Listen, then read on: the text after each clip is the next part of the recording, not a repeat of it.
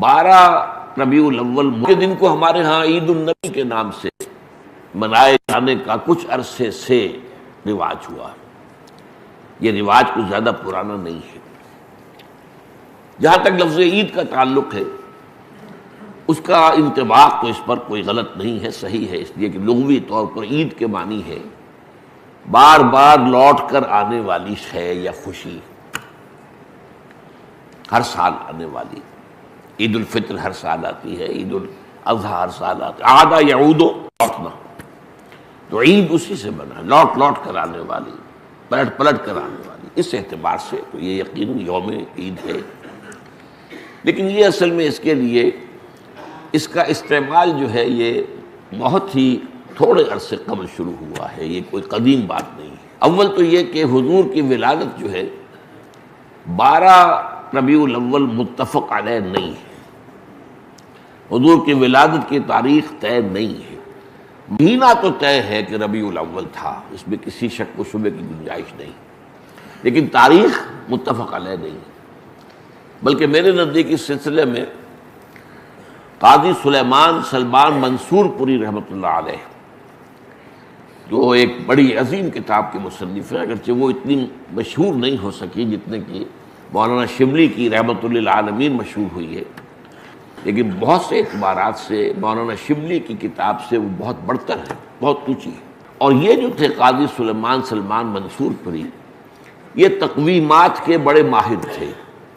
گرگری calendar جو ہے، جو کرسچن کیلنڈر ہے، اس کو بھی خوب جانتے تھے، اور یہ جو قمری کیلنڈر ہے اس سے بھی خوب واقف تھے، ہندی کیلنڈر سے بھی پوری طرح واقف تھے، اسی طریقے سے یہودیوں کے کیلنڈر سے بھی پوری طرح واقف تھے۔ تو اس میدان میں ان کا خاص چونکہ ایک معاملہ تھا، تو انہوں نے طے کیا ہے یہ، اور میں اسی سے متفق ہوں، کہ حضور کی تاریخ پیدائش 9 ربیع الاول تھی۔ البتہ آپ کی تاریخ وفات متفق علیہ ہے 12 ربیع الاول۔ 12 ربیع الاول اصل میں حضور کے انتقال کا دن ہے، اور یہ مجھے تو یاد ہے اپنے بچپن کے اندر، ابھی میرا بچپن جو ہے کوئی 200 سال پرانا تو نہیں ہے، یوں سمجھیے کہ پاکستان کے قیام سے پہلے تک یہ ہمارے ہاں 12 وفات کے طور پر منایا جاتا تھا۔ اس کا نام ہی تھا 12 وفات، 12 وفات، 12 ربیع الاول جو حضور کا یوم وفات ہے۔ اس میں کوئی جشن کا تصور نہیں تھا، کوئی دھوم دھڑکا نہیں تھا، کوئی جلوس نہیں تھے۔ ہاں ضرور ہے کہ کبھی جلسے ہو جاتے تھے، کوئی میلاد کی محفلیں ہوتی تھیں، لیکن میلاد کی محفلیں جو ہیں وہ صرف یوم ولادت کو نہیں ہوتی تھی، وہ تو گویا کہ ہمارے ہاں کی ایک تہذیب کا ایک جز بن گیا تھا، خاص طور پر خواتین کے لیے، اور وہ تعلیم بالغہ کا ایک اچھا ذریعہ تھا۔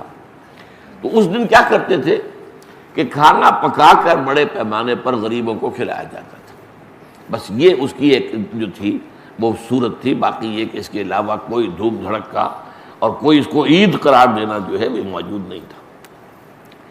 اس اعتبار سے غور کیا جائے تو ہمارے لیے ان چیزوں میں سوچنے کا ایک ہے، مقام ہے کہ کچھ چیزیں، البتہ یہ کہا گیا ہے، میں اس پہ یقین سے نہیں کہہ سکتا، کہ اس کی جو ایجاد کی گئی ہے عید میلاد النبی کی حیثیت سے، ان کے موجد جو ہے مولانا احمد رضا خان بریلوی ہے۔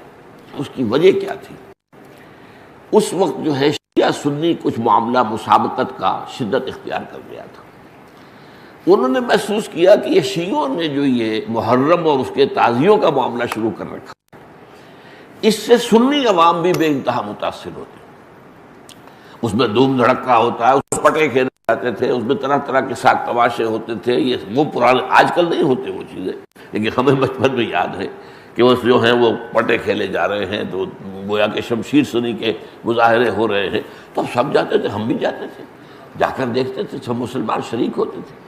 اب اس ضمن میں جو بھی کچھ بیان کیا جاتا تھا وہ اس کا ظاہر بات ہے کہ ہمارے ذہنوں پر، ہمارے تحت الشعور پر اثر پڑ رہا تھا۔ تو یہ جو ہے اس کا ایک دعویٰ کرنے کے لیے کہ اس کا علاج ہم سنی بھی کریں، تو کوئی ایسی ہی چیز ہونی چاہیے جو لوگوں کی دلچسپی کا ذریعہ بن جائے، موجب بن جائے، اور لوگ اس کے اندر ذوق در ذوق شریک ہوں۔ تو یہ میلاد النبی کے جلوس جو ہیں، ان کے موجد جو ہے مولانا احمد رضا خان بریلوی ہے۔ بہرحال یہ بات تو میں نے ایک ٹیکنیکل انداز سے آپ سے کہی ہے، بہرحال یہ دن خوشی کا دن ہے، ولادت کا دن ہے، تو یہ چند باتیں تو میں نے کی ہیں۔